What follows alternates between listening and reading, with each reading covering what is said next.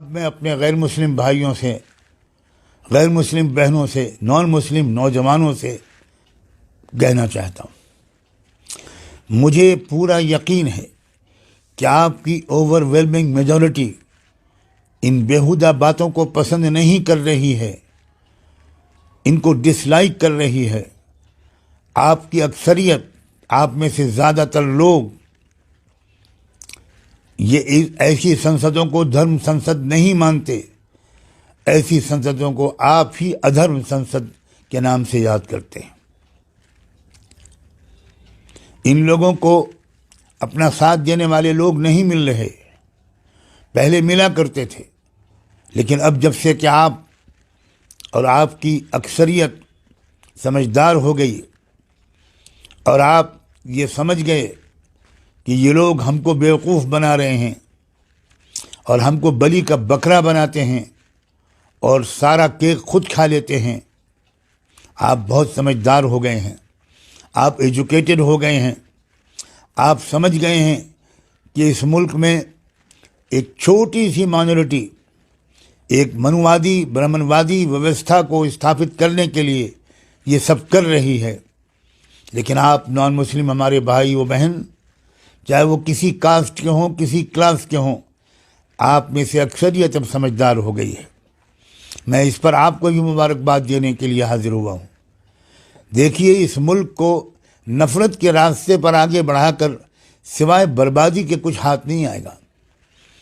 ہمارے پاس ریسورسز کی کوئی کمی نہیں ہے، جتنا مین پاور بھارت کے پاس ہے، جتنی سولر انرجی بھارت کے پاس ہے، جتنی زمین بھارت کے پاس ہے، جتنا پانی، گرم پانی بھارت کے پاس ہے، اور جتنے بھی نیچرل ریسورسز ہوتے ہیں ان کے خزانوں کو ہمارے مالک نے ہمارے دیش پر انڈیل دیا ہے۔ اگر ان کا صحیح مینجمنٹ ہو، ان کا صحیح یوٹیلائزیشن ہو اور پراپر ڈسٹریبیوشن ہو تو ہمارے دیش میں کوئی بھوکا نہیں رہے گا۔ ہمارے دیش کا مسئلہ کیا ہے؟ ہمارے دیش کا سب سے بڑے ایشوز کیا ہیں؟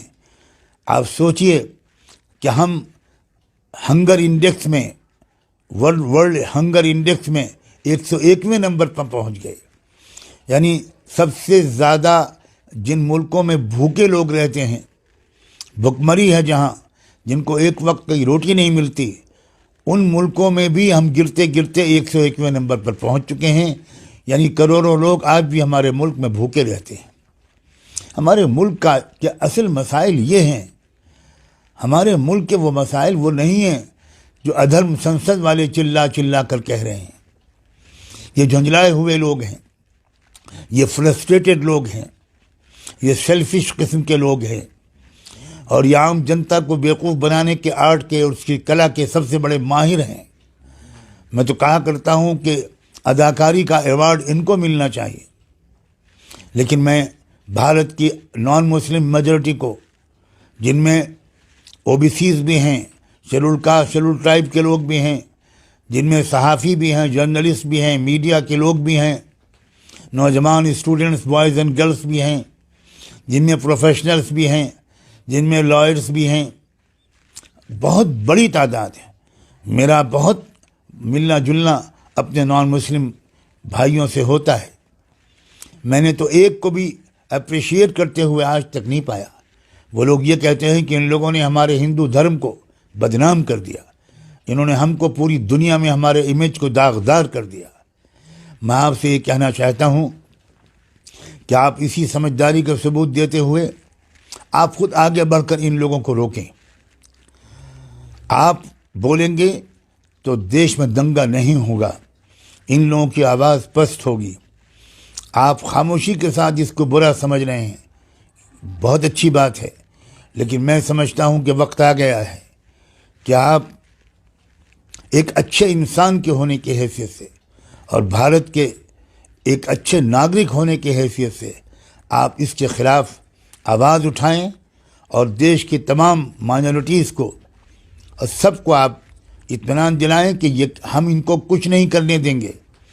کتنی شرم کی بات ہے کہ کرسچنز کے چرچ کتنی بڑی تعداد میں ان دنوں میں توڑے گئے ہیں، اور وہ 25 دسمبر کا دن، جس دن حضرت عیسیٰ علیہ السلام کا جنم دن منایا جاتا ہے، اور ہمارے کرسچن بھائی اور بہن اس دن کو بہت مقدس جانتے ہیں. اس دن بھی غنڈہ گردی سے لوگ باز نہیں آئے.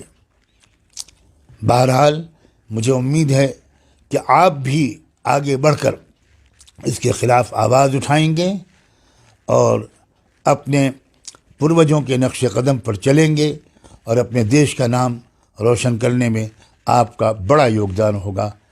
آپ نے میری بات کو سنا، اس پر میں آبھار ویکت کرتا ہوں. آپ کا شکر گزار ہوں. بہت بہت شکریہ.